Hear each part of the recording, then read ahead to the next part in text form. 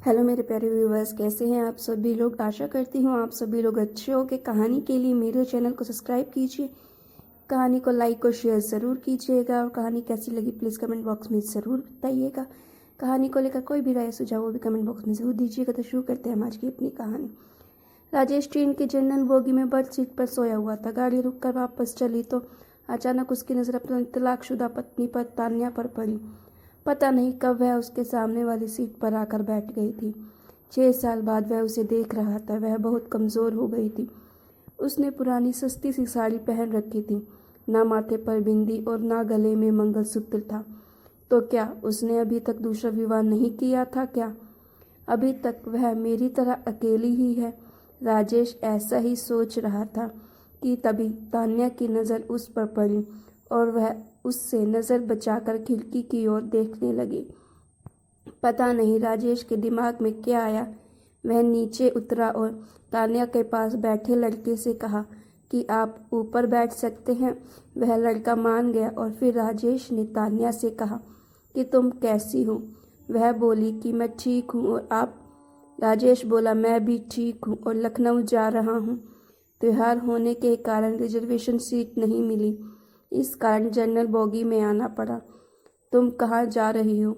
वह बोली मैं भी लखनऊ ही जा रही हूँ।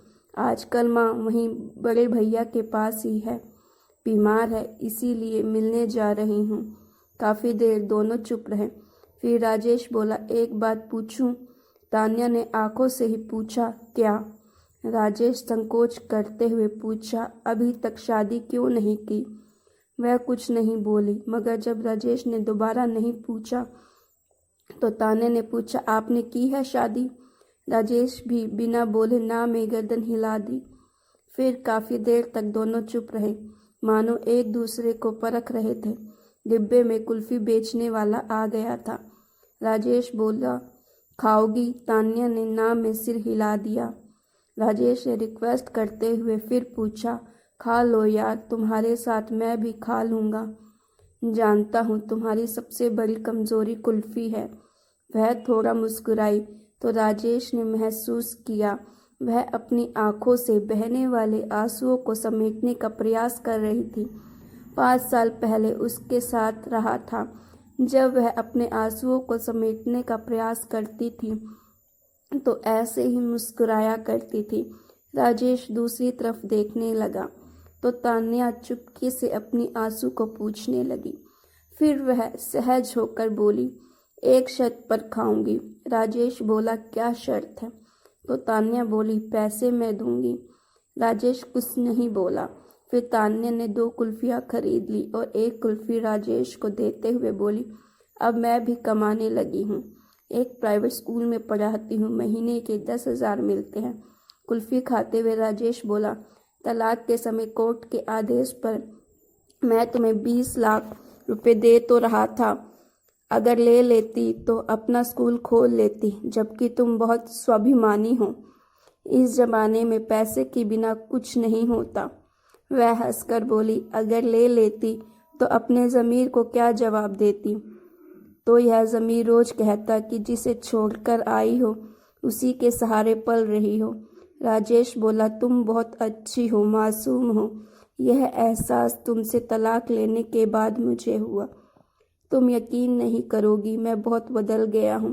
पीना बिल्कुल छोड़ दिया है, गुस्सा बिल्कुल नहीं करता अब मैं, किसी को नीचा दिखाने की कोशिश भी नहीं करता। जो तुम्हें बहुत बुरा लगता था वह सब बुरी आदतें मैंने छोड़ दी हैं। वह उदास होकर बोली अब क्या फ़ायदा? जब मैं मना किया करती थी तब आप मेरी एक भी बात नहीं सुनते थे। आपके कारण मैं हमेशा टेंशन में रहती थी। इसी कारण मुझे 2 बार गर्भपात भी हुआ, वरना आज मेरे भी 2 बच्चे होते। एक 8 साल का हो गया होता और दूसरा 6 साल का होता। कहकर वो रो पड़ी। बच्चों की बात पता चली तो राजेश के भी आंखों में आंसू आ गए, लेकिन वह पुरुष था तो आंसुओं को पलक तक पहुंचने से पहले ही पी गया और बोला कभी कभी लगता है मैं बहुत बुरा आदमी हूँ। मैंने कभी रिश्तों की कदर नहीं की, उसी की सज़ा झेल रहा हूँ। आज बिल्कुल अकेला हो गया हूँ। अब माँ भी नहीं रही, माँ के ना होने पर तान्या को बड़ा दुख हुआ और बोली, माँ को भली चंगी छोड़कर आई थी, उनको क्या हो गया। इस बार राजेश भावुकतावंश अपने आंसुओं को रोक नहीं पाया और वह बोला, तुम्हें हर दिन याद करती थी, बोलती थी बहू को वापस घर ले आओ। मैं उन्हें कैसे समझाता कि तलाक के बाद बहू वापस घर नहीं आती। फिर दोनों के बीच चुप्पी छा गई। लखनऊ आ गया, स्टेशन आने वाला था। राजेश बोला, वापस कब जाओगी। तान्या बोली, आज रात नहीं रुकूंगी, कल की सुबह की ट्रेन से वापस जाऊंगी। फिर वहीं खड़ी हो गई। राजेश भी खड़ा हो गया और पूछने लगा, कितने बजे वाली ट्रेन से वापस जाओगी। तान्या बोली, हम गरीब लोग हैं, रिजर्वेशन नहीं करा पाते हैं, जनरल डिब्बे में सफ़र करते हैं, इसीलिए जो भी ट्रेन मिलती है टिकट लेकर चढ़ जाते हैं। इतना कहकर वह नीचे उतर गई। राज अपना सूटकेस संभालते हुए उसके पीछे लपका और बोला, अगर मैं रिजर्वेशन की 2 टिकट ले लूँ तो मुझे पता है तुम मेरे साथ नहीं चलोगी, लेकिन मैं तुम्हारे साथ सफ़र करना चाहता हूँ। जर्नल में ही चल लूँगा। बताओ कितने बजे यहाँ मिलोगी। तान्या ऑटो में बैठते हुए वह बोली, 9 बजे यहाँ मिलेंगी। फिर उसके देखते ही देखते ऑटो आंखों से ओझल हो गया। राजेश लखनऊ 2 दिन के लिए आया था, मगर तान्या का साथ पाने के लिए उसने अपना शेड्यूल बदल लिया। उसने जल्दी से अपने बिजनेस का काम पूरा किया और अगले दिन सुबह 8:30 बजे स्टेशन आ गया। तान्या 9 की जगह 10 बजे स्टेशन पहुंची और बोली, आप अभी तक यहीं पर हो, मैं सोच रही थी कि आप चले गए होंगे। तान्या बहुत खुश थी, बोली, माँ अब बिल्कुल ठीक हैं। राजेश बोला, मैं तुम्हारे भी टिकट ले आया हूँ। अब 30 के टिकट के लिए कुछ मत कहना। तान्या हंसते हुए बोली, अभी ट्रेन आने में आधा घंटा है, चलो तब तक कुल्फ़ी खाते हैं, पैसे मैं दे दूँगी, हिसाब बराबर हो जाएगा।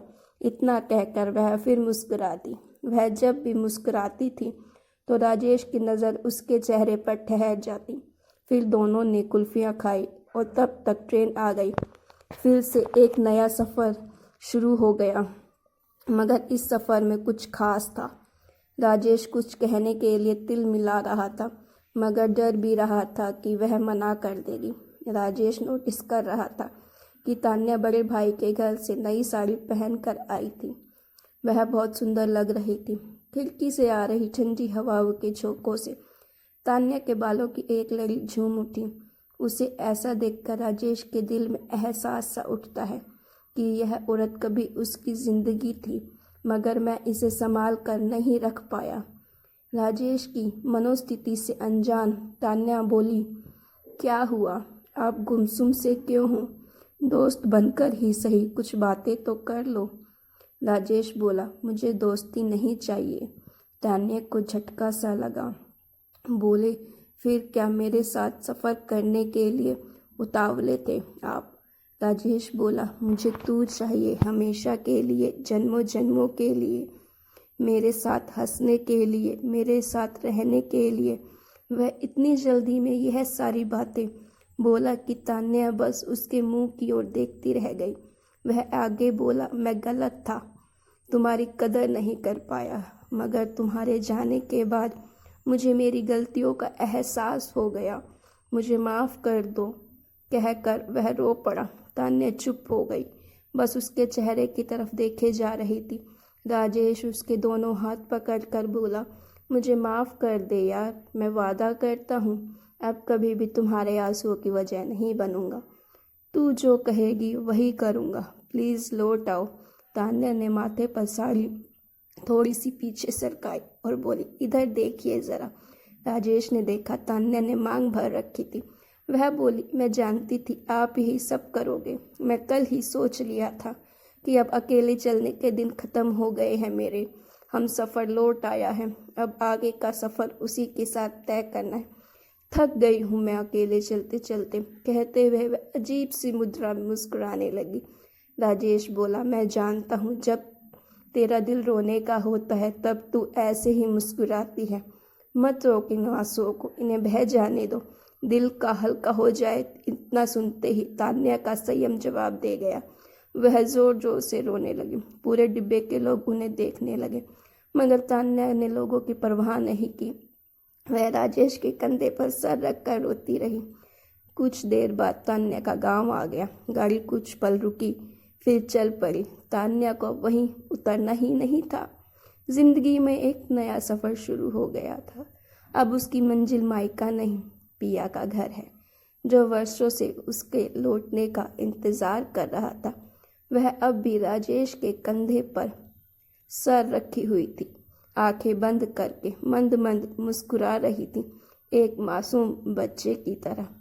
तो गाइज़, आपको ये स्टोरी कैसी लगी? अच्छी लगी तो प्लीज़ लाइक ज़रूर कीजिएगा, और ऐसी स्टोरीज़ के लिए मेरे चैनल को सब्सक्राइब कीजिएगा, साथ में लगे बेल आइकन को दबा दीजिए।